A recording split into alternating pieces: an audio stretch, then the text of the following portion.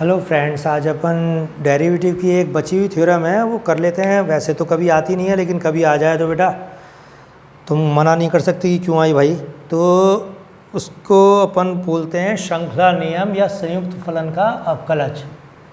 संयुक्त फलन का अवकलज, संयुक्त फलन का अवकलज या श्रृंखला नियम। ठीक है, थ्योरम का नाम क्या है कि डेरिवेटिव कंपोजिट फंक्शन का डेरिवेटिव निकालो या चेन रूल किसे कहते हैं। तो संयुक्त फलन का अवकलज या श्रृंखला नियम। ठीक है, आता तो इसलिए नहीं है क्योंकि रोल प्रमेय और डायरवर्क्स प्रमेय ही अपने आप में बहुत महत्वपूर्ण है, लेकिन फिर भी आ जाए तो अपने को तैयार रहना चाहिए। तो क्या है प्रमेय कि प्रमेय कहती है बेटा माना फलन एफ एक्स, ठीक है, तथा जी एक्स इस प्रकार है कि माना फलन एफ एक्स तथा जी एक्स इस प्रकार हैं कि पहला एफ का परिसर जो है, मैंने थोड़ा सा इसको चेंज कर दिया है, आपकी बुक में लिखा है एफ का परिसर जी के प्रांत में अंतर्विष्ट है। तो एफ का परिसर कंटेंड है किसमें? जी के परिसर में। एफ का परिसर जी के परिसर में कंटेंड है। ठीक है, और परिसर यानी अपन कह सकते हैं कि डोमेन तो प्रांत होता है और परिसर क्या होती है? रेंज। तो एफ का परिसर जो है जी के प्रांत, यहाँ प्रांत आएगा बेटा, जी के प्रांत में अंतर्विष्ट है। ठीक है, तो एफ की जो रेंज है वो जी के डोमेन में है। ठीक है, और दूसरी कंडीशन दी है इसने, एफ बिंदु सी पर अवकलनीय है।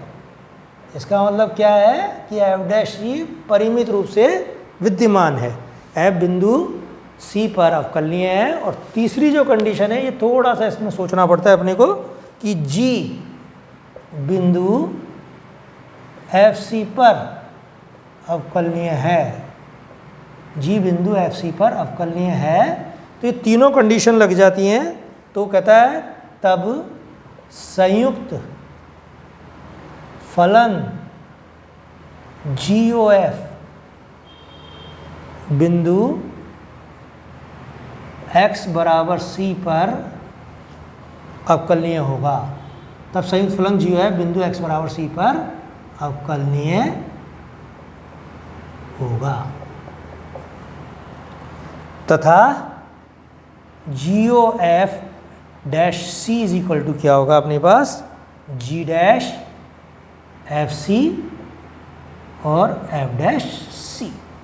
ये सिद्ध करना है अपने को। वो ये कहता है कि range of F is contained in domain की, जो जी की डोमेन है उसके अंदर है, और एफ फंक्शन बिंदु सी पर अवकलनीय है और जी एफ सी पर अवकलनीय है। तो संयुक्त फलन जी ओ एफ बिंदु एक्स इज इक्वल टू सी पर अवकलनीय होगा। और उसके इसमें जी ओ एफ डैश सी बराबर क्या होगा? G dash f c is into f dash c. तो मेन चीज़ ये है, आप तो शॉर्ट में ये याद रख लेना बेटा कि संयुक्त फलन का अवकलज क्या कहलाता है कि जी ओ एफ का डेरिवेटिव बिंदु सी पर क्या होगा? G dash f c into f dash c. तो कई बार यदि कभी पूछ ले वो तुमसे कि श्रृंखला नियम क्या है, जैसे आर कॉलेज में शॉर्ट नोट्स भी आते हैं, तो आपको फिर ये तीनों कंडीशन ध्यान होनी चाहिए, तभी आप श्रृंखला नियम निकाल सकते हो। ठीक है, अब देखो इसको कैसे करना है अपने को। तो पहले क्या क्या चीज़ दी है वो कहता है माना, प्रमाण में लिखो आप, माना एफ एक्स तथा जी एक्स, माना एफ एक्स तथा जी एक्स दो फलन हैं। ठीक है, एक के अनुसार एफ का परिसर जी के प्रांत में अंतर्विष्ट है।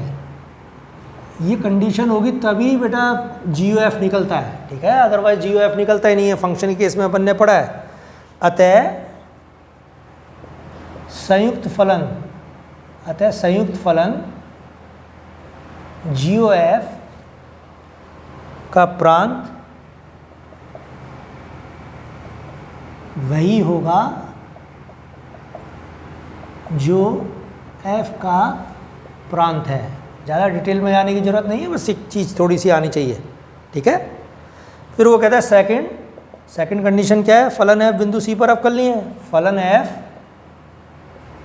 बिंदु c पर अवकलनीय है, ठीक है। अतः limit x tends to c पर fx minus fc upon x minus c बराबर f डैश c परिमित रूप से विद्यमान है। परिमित रूप से विद्यमान है। अतः limit x tends to c पर fx minus fc upon x minus c बराबर f डैश c परिमित रूप से विद्यमान है, ठीक है। और तीसरी कंडीशन जो है उसके अकॉर्डिंग मैं लिख रहा हूँ, ये मेन है इसमें, ठीक है। और वो तीसरी कंडीशन क्या है कि तीसरी के अनुसार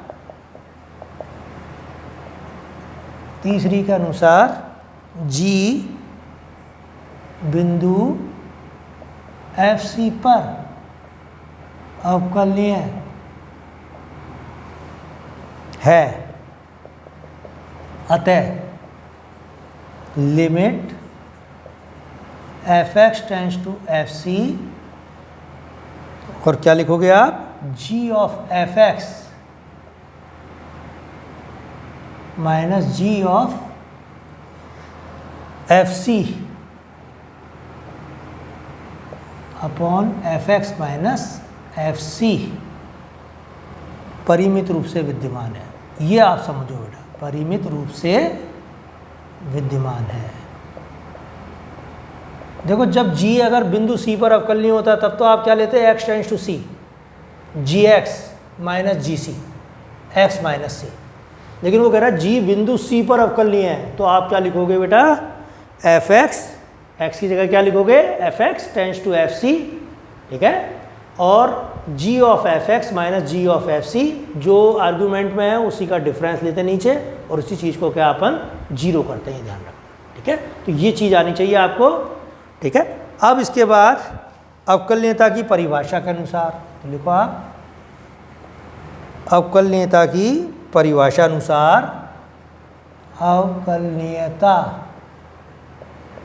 की परिभाषा अनुसार GOF डैश C, परिभाषा क्या होनी चाहिए, f डैश की क्या होती है, fx माइनस fc, तो GOF की क्या होगी, लिमिट, आप क्या लिखोगे बेटा, x टेंड्स टू c, ठीक है, GOF at x minus GOF at c upon x minus c, ठीक है। ये परिभाषा हो गई।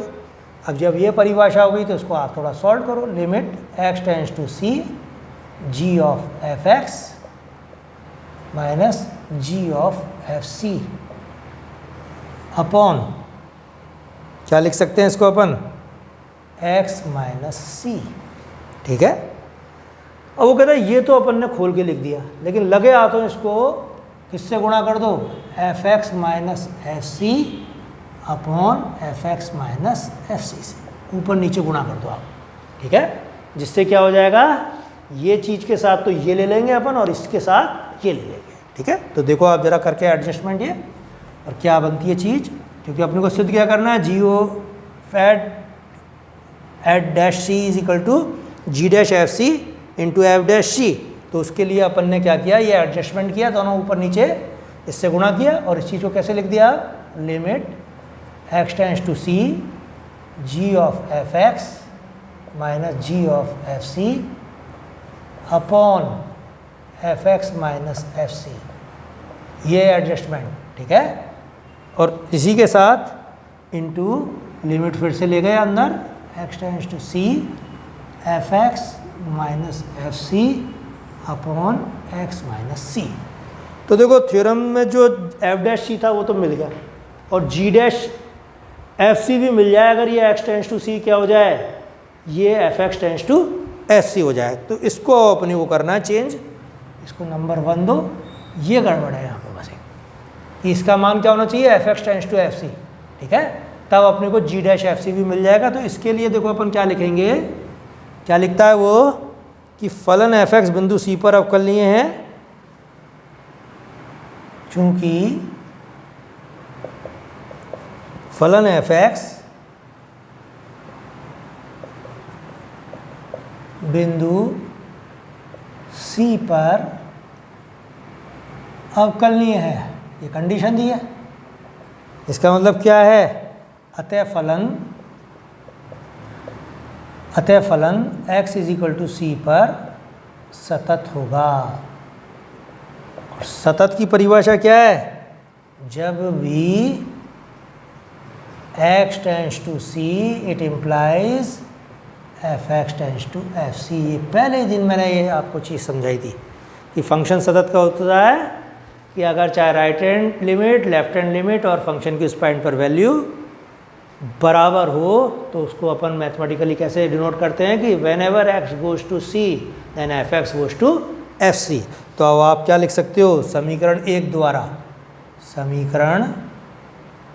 एक द्वारा क्या चीज़ आ गई बेटा, g o f dash C is equal to limit, यहाँ पर आप ये कर दो बच्चे, यहाँ पर तो दिखेगा नहीं तुम्हें, कि समीकरण एक द्वारा g o f dash at c limit f x tends to F C, ये चेंज कर दो, ठीक है, और पूरा ये एज इट इज़ लिख जाओ उसको, ठीक है। तो ये अपने को चेंज करना है नेक्स्ट स्टेप में। और इसकी वैल्यू अब क्या लिख सकते हैं अपन, which is equal to g dash f c f dash c, यही अपने को सिद्ध करना था, ठीक है। तो ये बेटा अपने को चीज़ें आनी चाहिए कि किस तरीके से अपन ये चीज़ कर सकते हैं, ठीक है। अब एक प्रतिलोम फलन का अवकलज, ये आप होम असाइनमेंट में करोगे, प्रतिलोम फलन का अवकलज, ठीक है। एक दी हुई है अपने को थ्योरम कि अगर फलन f बिंदु c पर अवकलनीय है और f का प्रतिलोम फलन क्या है, g है, तो g dash f c is equal to 1/f dash c. ये आप होम असाइनमेंट में करना, ठीक है, कि अगर f का इन्वर्स फंक्शन g है तो g डैश एफ सी किसके बराबर होता है, 1/f डैश सी के। कंडीशन क्या होनी चाहिए, f dash C does not equal to 0, ठीक है। तो अब बेटा मैंने डिफरेंशियलिटी पूरी अच्छी तरह से ख़त्म कर दी है और कंटिन्यूटी भी ख़त्म कर दी है। तो डिफरेंशियलिटी अपनी जो है वो किस में, सेकंड यूनिट में, और कंटिन्यूटी किस में है, फर्स्ट यूनिट में, ध्यान रखना आप, ठीक है।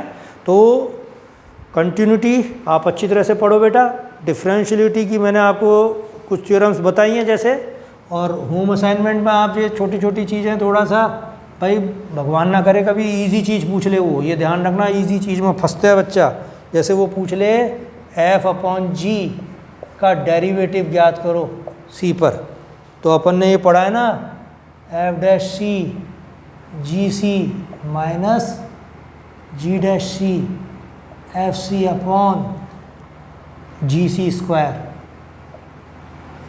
तो अब ये मैंने ये सोच के नहीं कराया है कि ये तुम लोग कर लोगे और इनमें ज़्यादा टाइम वेस्ट नहीं करना, लेकिन ये आने चाहिए, ठीक है। जैसे अपने ये चीज़ है, फिर एफ ऑफ जी तो नहीं लिख सकते इसको अपन, एफ ऑफ जी तो अपन ने अभी किया है कि संयुक्त फलन हो जाता है वो, तो वो दो फंक्शन का जो डेरिवेटिव है वो क्या होता है, वो आपको आना चाहिए निकालना, कि F G into of dash C is equal to क्या होता है, एफ डैश सी जी C plus G dash C F C. तो ये प्रूफ आप छोटे छोटे प्रूफ हैं जो डेफिनेशन पर आधारित है, इनको कर लेना। और अब मैंने पूरी अवकलनीयता आपको तरीके से करा दिया, ये ध्यान रखना, ठीक है। अब अवकलनीयता की, लेकिन जब एग्ज़ाम देने जाओगे तो बहुत सारी चीज़ें हो गई, तो आपको सबसे पहले रोल थ्योरम का प्रूफ मैथमेटिकल, फिर डारबॉक्स थ्योरम का प्रूफ मैथमेटिकल अच्छी तरह से याद होने चाहिए। फिर उसके बाद रोल थ्योरम के क्वेश्चंस जो मैंने कराए सॉल्व आपको, ठीक है। उसके बाद रोल थ्योरम का ज्यामितीय अर्थ, रोल थ्योरम का बीजीय अर्थ, ये आपको अच्छी तरह से याद होनी चाहिए, और तब आप एग्ज़ाम देने में तरीके से पहुंचने की स्थिति में होगे। तो बेटा 2 यूनिट बहुत होती हैं, अब इसके बाद में 2 वेरिएबल की कंटिन्यूटी या आपकी वो लूँगा बेटा सीक्वेंस, ठीक है, और उसको आपको फिर मैं तरीके से बताऊंगा। और मीन टाइम में आप चीज़ों को पढ़ते रहो। तो मैं कई बार थर्ड ईयर के भी लेक्चर डालता हूँ, इसलिए आपका सेकंड ईयर का नहीं डालता उस वक्त। और अब फर्स्ट ईयर भी चालू हो जाएगी तो आपका टाइम और धीरे धीरे कम होता जाएगा, ये ध्यान रखना। लेकिन इसको संभालते रहो जो मैंने पढ़ा है।